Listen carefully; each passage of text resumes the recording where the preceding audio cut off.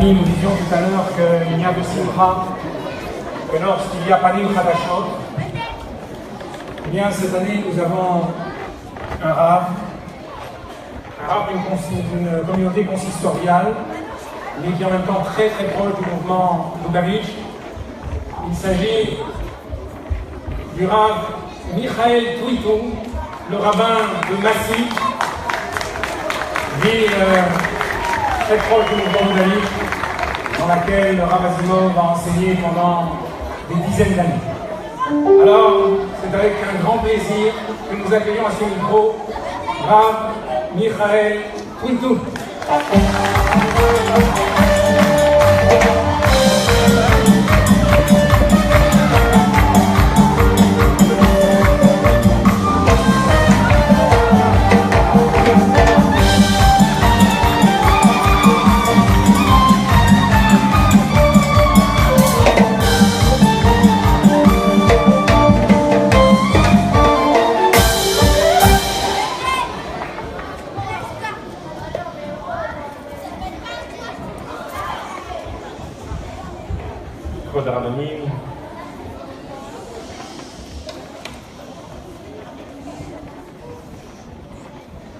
particulièrement Rav Asimov, Rav Levi, que je remercie particulièrement pour le fait que grâce à son invitation, je puisse participer à mon très humble niveau au ministère du Rabbi du Sioum Rambam. Et effectivement, c'est avec beaucoup d'émotion que nous sommes arrivés de Massy, où nombre de fidèles de la communauté se rappellent, avec un souvenir bien vivant et bien frais, de ce cours hebdomadaire du Rav Asimov à Shalom, qu'il donnait par tous les temps et en toutes circonstances. Cette ville qu'il a imprégnée et dont on respire encore sa présence à de nombreux niveaux.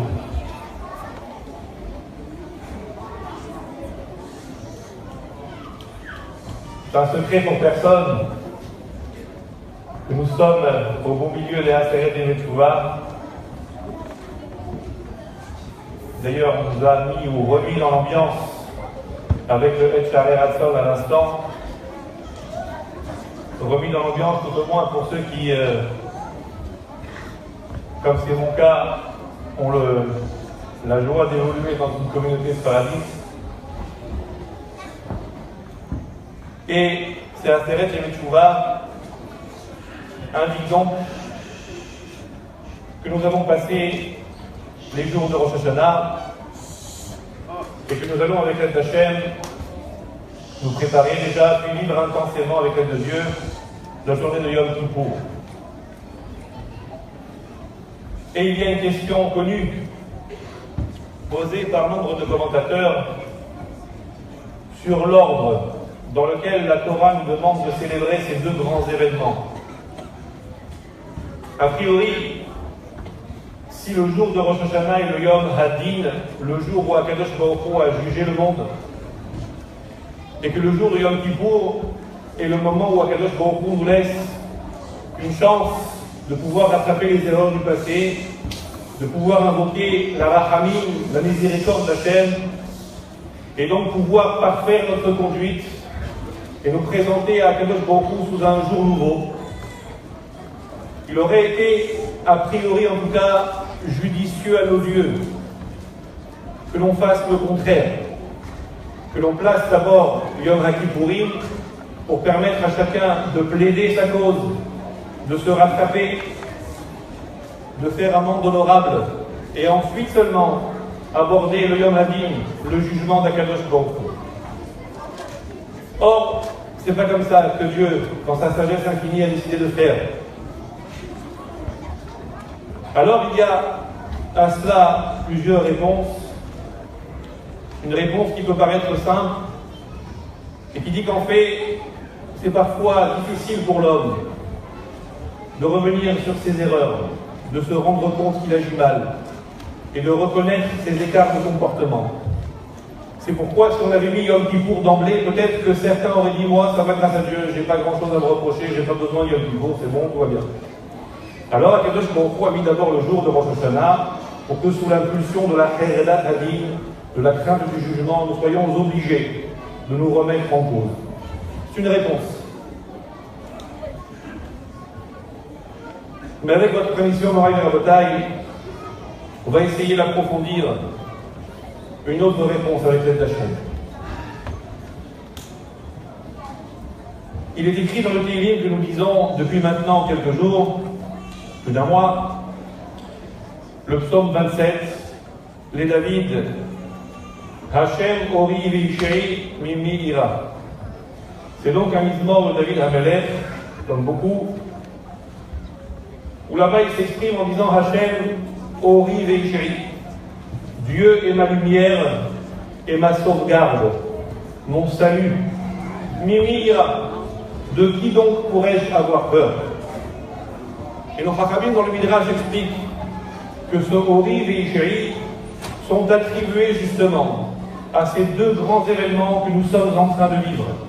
Disent les Chachamim, Ori Ze Rosh Hashanah, Veishei Ze Yom HaKippur. La lumière dont David Hamelech parle ici, c'est le jour de Rosh Hashanah. Le jour de Rosh Hashanah, Kadosh Baruch Hu est une lumière pour nous. Et le jour de Yom Kippour, c'est un Yesha, un Yeshua, c'est une délivrance.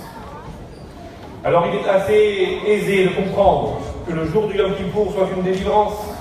Effectivement, quand quelqu'un enfin peut se débarrasser du poids de ses imperfections, quand quelqu'un peut se débarrasser de ce qu'on pourrait appeler communément les casseroles, qu'il traîne peut-être depuis un petit moment, et que la Kadosh Baruch Hu, dans sa grande bonté, comme un mikvé, nous permet de retirer en nous purifiant, c'est une Yeshua, c'est évident. Mais le jour de Rosh Hashanah, qu'y a-t-il qui puisse justifier qu'on l'appelle Or, Ori?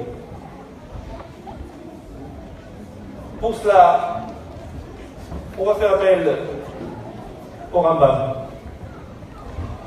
qui peut-être avec un approfondissement nous permettra de répondre. Dans les halachot liés à la Teshuvah, la dernière à la fin, le Rambam dit la chose suivante. Davar yadou ha'uvamu. C'est quelque chose de connu et d'évident. Chez En Ahavat HaKadosh Baruch Hu Niksheret Belibo Shel Adam. L'amour de Dieu ne peut pas être attaché au cœur de l'homme jusqu'à ce qu'il se livre dedans entièrement comme il faut et en permanence et qu'il soit capable d'abandonner tout ce qu'il y a dans le monde en dehors de cet amour qu'il doit avoir pour Dieu. Comme Akadosh Baruch Hu lui-même nous l'a ordonné à travers Moshe Rabbeinu dans la Torah, il faut aimer Hachem de tout son cœur et de toute son âme. Et là, c'est en fonction de la connaissance, comme cela a été dit il y a quelques instants par le Rav Pesner,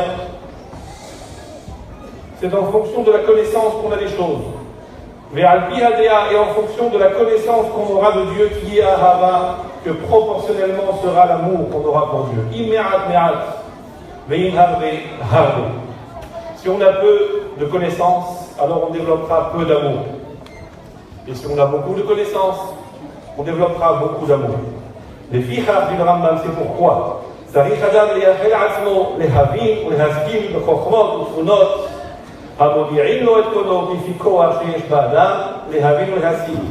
pourquoi l'homme doit s'investir pour comprendre et appréhender intellectuellement toutes les sagesses qui lui permettront de connaître Akadosh Baruch Hu selon la capacité qu'il y a en l'homme de comprendre et de percevoir Dieu, comme cela est expliqué dans les halachot de Yesodei HaTorah.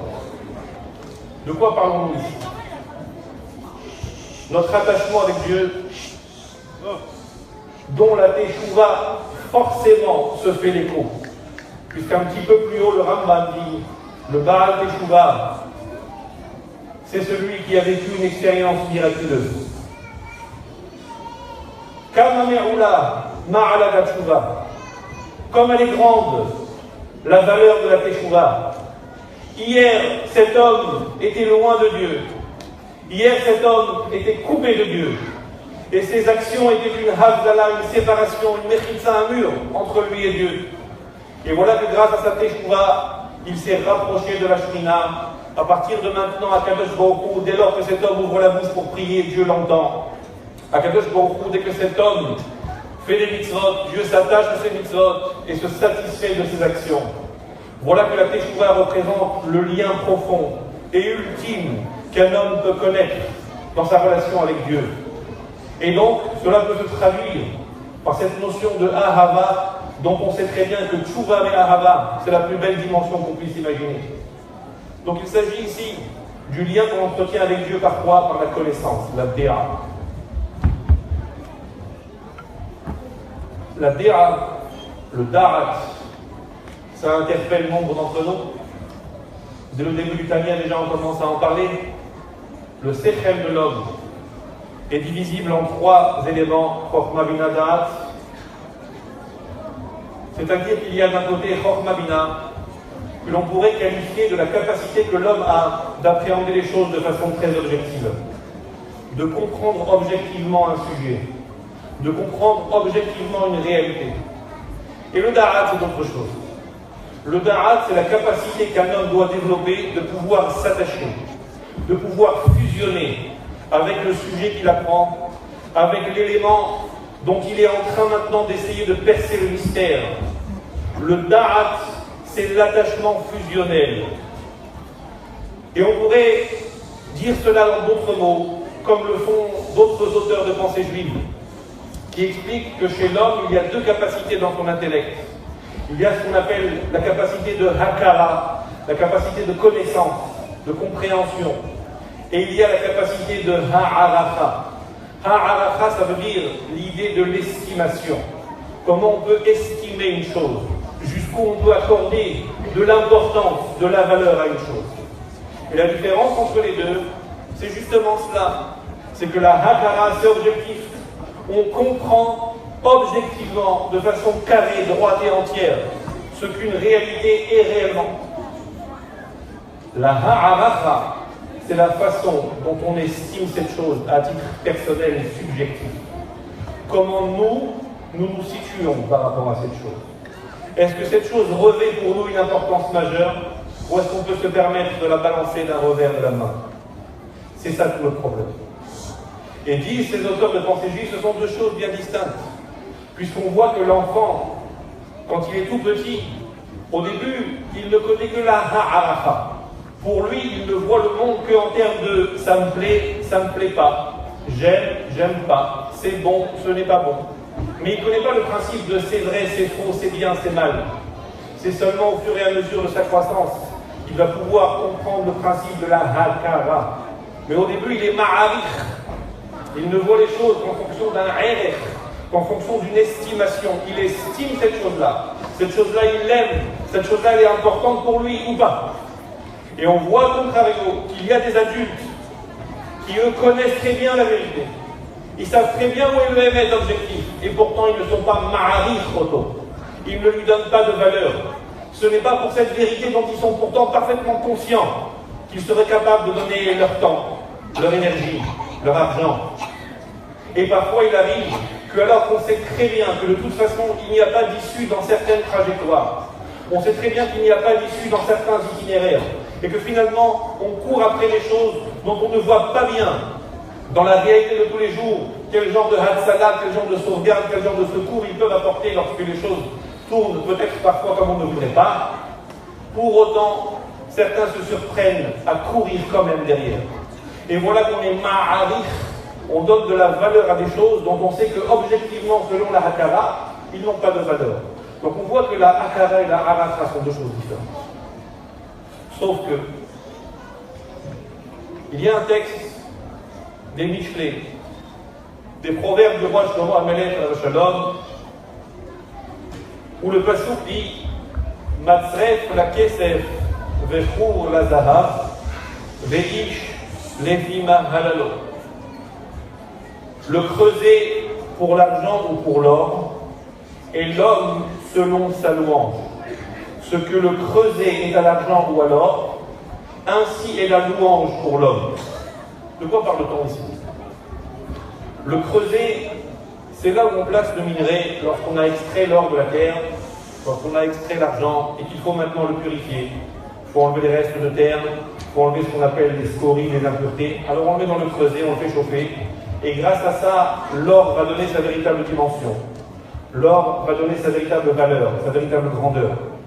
De la même façon que le creuset va dévoiler la véritable dimension de l'or, de la même façon, Mahalalo, la louange de l'homme, va délivrer ce qu'il est vraiment.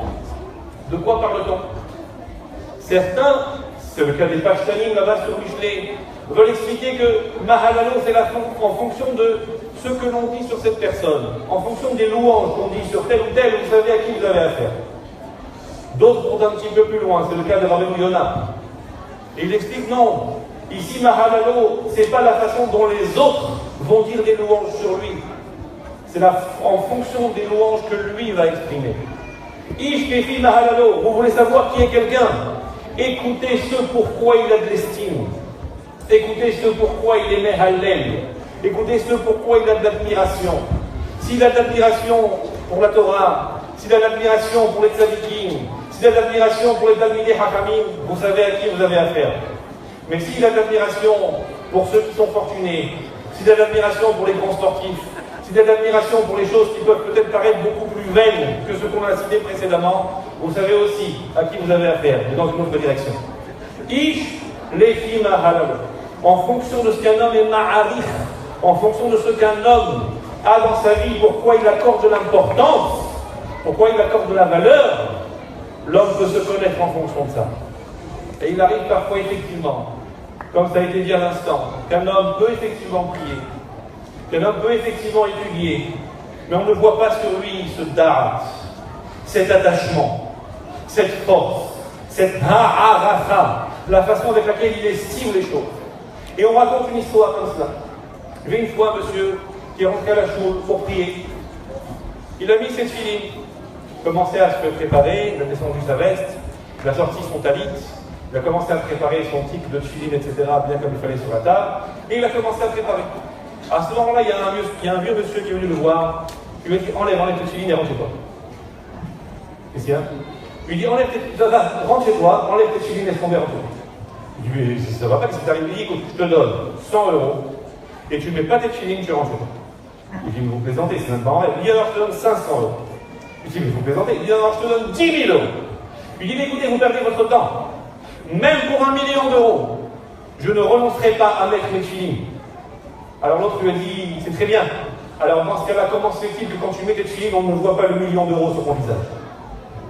Voyez-vous, mon Rabbi Rabotai, la grandeur de la ha'arafa, la façon avec laquelle on estime les choses, la façon avec laquelle on accorde de l'importance. Ish, lefima halalo, la grandeur de ce que la Torah nous apporte, la grandeur de ce que pour nous Akadosh Baruch Hu représente, ce pourquoi on peut investir du temps, de l'argent, de l'énergie, ce pourquoi on peut donner la majeure partie de ce qu'on a et la majeure partie de ce qu'on est, c'est ce que dit le Rambam.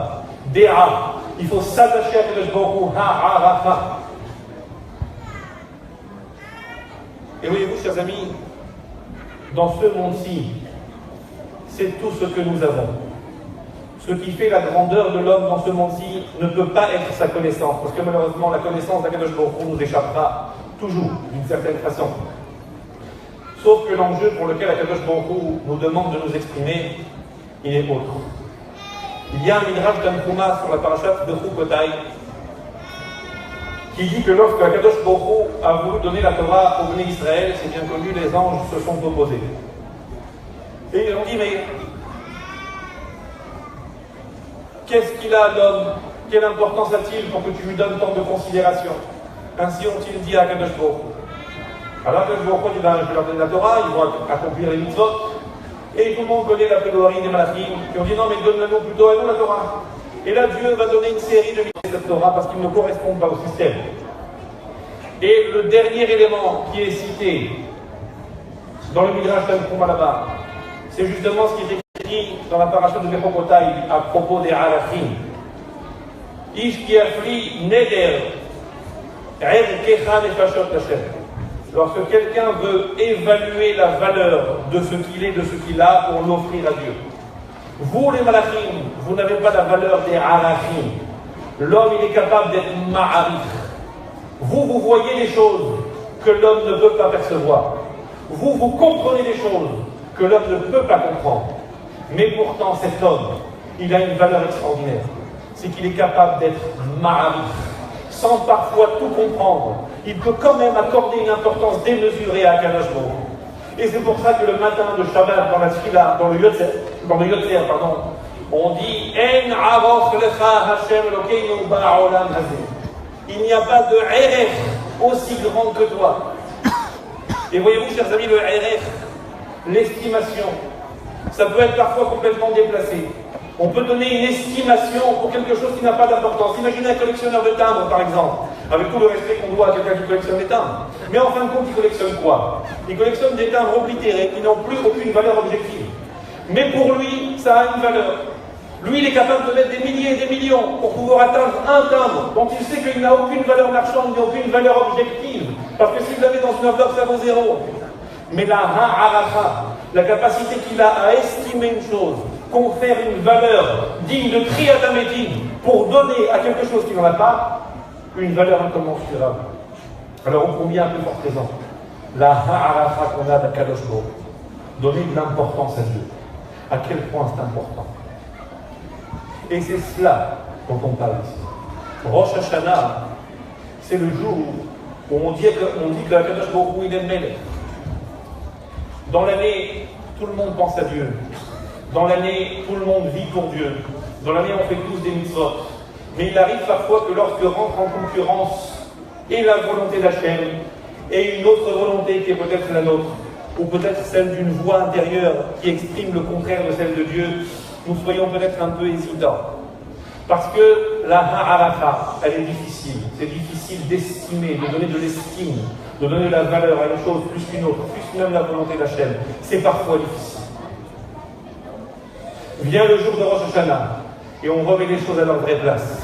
En haut de la pyramide, on place Akadosh Baruch Hu. Dieu, il est Melech. Et les choses reprennent leur vraie place. Et la hiérarchie des valeurs se remet à l'endroit. Au moment où la hiérarchie des valeurs se remet à l'endroit, l'homme prend conscience que peut-être ce qu'il a fait pendant toute l'année ne correspond pas à ce qu'il est en train de vivre maintenant. Peut-être que l'échelle des valeurs qu'il a suivies, peut-être que les itinéraires qu'il s'est fixés, peut-être que les objectifs qu'il s'est définis, finalement ne correspondent pas à ce qu'il est en train de vivre intensément maintenant dans sa tfila de Rosh Hashanah. Ça recadre. Il est en train de faire la lumière sur sa vie. Hachem, Ori, Zé Rosh Hashanah. Et dès lors qu'il a perçu la grandeur qu'il doit accorder à Kadosh Baruch Hu, et qu'il a remis à Kadosh Baruch Hu en haut de l'échelle de valeur, il peut aborder Yom Kippour différemment. Pourquoi? Parce qu'effectivement, la Teshuvah, c'est difficile. C'est difficile de revenir en arrière sur des choses auxquelles nous sommes peut-être attachés à un certain niveau. C'est difficile de regretter amèrement et profondément quelque chose qu'on a pu faire. C'est difficile de changer de vie. C'est difficile de changer d'attitude, de renoncer à un acte qui peut-être fait partie de notre quotidien actuel. Difficile. Et pourtant, si Hachem Ori, alors peut-être que c'est moins difficile. Pourquoi? Imaginons le cas d'un homme d'affaires, un Baal Hasakim, comme on l'a dit tout à l'heure. Imaginez que ce Baal Hasakim ait un rendez-vous très important, professionnel. Il va avec sa voiture pour ce rendez-vous professionnel, pour signer un contrat important. Et manque de chance, des bouchons. Et manque de chance, pas de possibilité de se garer. Et il tourne, et il tourne, et il tourne. Finalement, il accumule une demi-heure, 3/4 d'heure, 1 heure et demie de retard. À tel point qu'il reçoit un coup de téléphone de celui avec qui il devait signer le contrat, qui lui dit: écoutez, monsieur, je suis vraiment désolé, mais là, je suis obligé de partir. Donc, laissez tomber, tant pis pour le contrat, j'ai re-signé avec quelqu'un d'autre et puis c'est tout. Et là, l'autre au téléphone est un peu désolé que ce contrat n'ait finalement pas pu aboutir, mais il lui dit: bon, je suis vraiment désolé. Mais est-ce que vraiment, au fond, il regrette, ou est-ce que vraiment, au fond, il le sent comme un boulet de canon au fond de l'estomac? Pas sûr. Sauf si l'autre lui dit: c'est vraiment dommage, parce que ce contrat représentait 20 millions d'euros. Oh! À ce moment-là, quand il prend conscience de l'enjeu qui était sur la table, quand il prend conscience de ce qu'il a perdu ou de ce qu'il aurait pu gagner, à ce moment-là, il sent une chaleur, une brûlure au fond de son ventre. Et il dit: mais je regrette, mais c'est pas possible, pourquoi ne suis-je pas parti plus tôt? Et là, il se met à regretter. Et il se dit: la prochaine fois, on ne m'y reprendra pas. La prochaine fois, je partirai plus tôt. La prochaine fois, je prendrai mes dispositions. Mais la prochaine fois, c'est sûr, je ne serai pas en retard. Et voilà que cet homme-là regrette. Et voilà que cet homme-là prend une décision pour l'avenir. Regardez comment ça s'appelle. Ça s'appelle Teshuvah. A-t-il eu des difficultés pour le faire? Non, aucune difficulté. Naturellement est sorti de son ventre un sentiment de regret. Naturellement est sorti de sa bouche une décision pour l'avenir. A-t-il eu un effort particulier pour le faire? Non. Il a juste pris conscience de l'importance de ce qu'il aurait pu gagner et de l'importance de ce qu'il a peut-être perdu. Du moment qu'il y a d'art, du moment qu'il y a l'estimation d'une chose, du moment qu'on accorde de l'importance à une chose, alors effectivement on est capable d'aborder Yom Kippour en voulant réellement se rapprocher de la chose, en voulant réellement changer, en voulant réellement apporter dans notre vie une dimension tout à fait nouvelle. Et c'est de cela qu'il s'agit. Alors pour cela, et on terminera avec cela, Bezrat Hashem, on a évidemment une arme absolue qui s'appelle la Chassidut, puisque évidemment, lorsqu'on étudie dans les Sfarim, soit dans Tanya, que ce soit dans le Derech Mitzvot Echad, sur la Mitzvot Teshuvah ou sur d'autres Mahamarim évidemment, où on voit la valeur importante et exceptionnelle de ce qu'est une mitzvah, de ce que représente une mitzvah, de ce que représente l'attachement entre l'homme et Dieu, de ce que représente l'attachement entre le monde et Dieu, à chaque exercice de mitzvah, et qu'on prend la mesure par cette chassidut extraordinaire qui nous permet de regarder en long, en large, en travers et en détail ce que Akadosh Baruch Hu représente dans la vie d'un homme, ce que Akadosh Baruch Hu représente dans la vie du monde, ce que Akadosh Baruch Hu représente dans l'absolu de l'infini divin. Alors à ce moment-là, tout prend une dimension tout à fait nouvelle. Hachem Ori, Dieu devient la lumière, et on peut aborder les choses différemment. Donc avec la chassidut, évidemment qu'on y arrive. Sauf que il faut encore une autre dimension. La dimension de la halakha. Parce que comme c'est rapporté dans Tanya, la halakha, c'est l'aboutissement de l'expression de la volonté d'Akadosh Baruch Hu. Ce que Dieu a voulu, ce que Dieu attend de nous, le Ratzon Ha'elyon, la volonté absolue d'Akadosh Baruch Hu, elle se trouve dans la Torah. Et elle se trouve exprimée de la façon la plus éloquente, la plus claire et la plus lumineuse dans la halakha psuka. Lorsque la halakha est tranchée, lorsque on a décidé que c'est comme ça qu'il fallait faire, c'est parce que le Ratzon Ha'elyon, la volonté d'Akadosh Baruch Hu, c'est que les choses se passent comme ça. Et que c'est en faisant cela qu'on peut amener dans le monde une dira batartonim pour Akadosh Baruch Hu. Donc chassidut et halakha. Et le Rambam, une dimension particulière, où tous les recoins de la halakha, tous les thèmes abordés dans la Torah Shebéalpé s'y retrouvent, au-delà de ce dont nous avons besoin au quotidien et que nous étudions seulement pour savoir comment agir, le Rambam définit dans tous les sujets de la vie, même ceux qui apparemment ne sont pas d'actualité, la façon dont Akadosh Baruch Hu désire que nous voyions le monde, la façon dont Akadosh Baruch Hu désire qu'on fasse pour lui une demeure ici-bas. Et la force du Limoud à Rambam, comme le Rabbi l'a précisé, c'est effectivement d'unir tous les Juifs. Et voilà que l'union de tous les Juifs, avec l'amour du prochain, dont on sait à quel point c'est une arme exceptionnelle pour pouvoir amener le monde à sa véritable dimension et à sa véritable délivrance. Et voilà que le mot Re'acha s'écrit avec les mêmes lettres que le mot Erech. Donner de l'importance à chacun et que chacun se sente suffisamment important pour apporter sa pierre à l'édifice.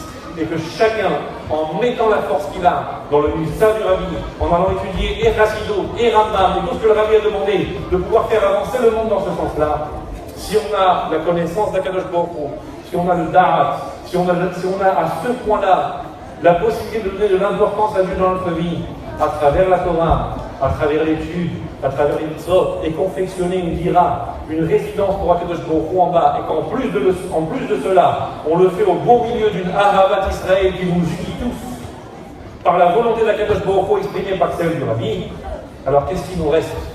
Il nous reste une seule chose, à attendre que de la même façon que Beyad Hazaka, aussi Anu Mitzrayim, de la même façon par le mérite de l'étude du Yad HaChazaka, Akadosh Baruch Hu, Bezrat Hashem, nous sortira de cette galoute avec la vie de Mashiach très bientôt dans les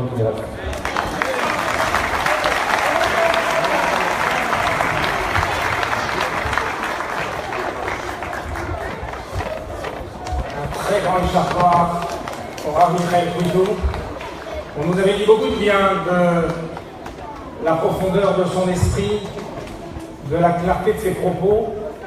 Et je crois qu'il a tout à fait mis en évidence les deux traductions de Ish, Kefima Lalo, c'est-à-dire à la fois il a justifié le bien qu'on dit de lui et en même temps la profondeur des enseignements qu'il est capable de générer du fond de lui-même. Merci, Rav Fruito.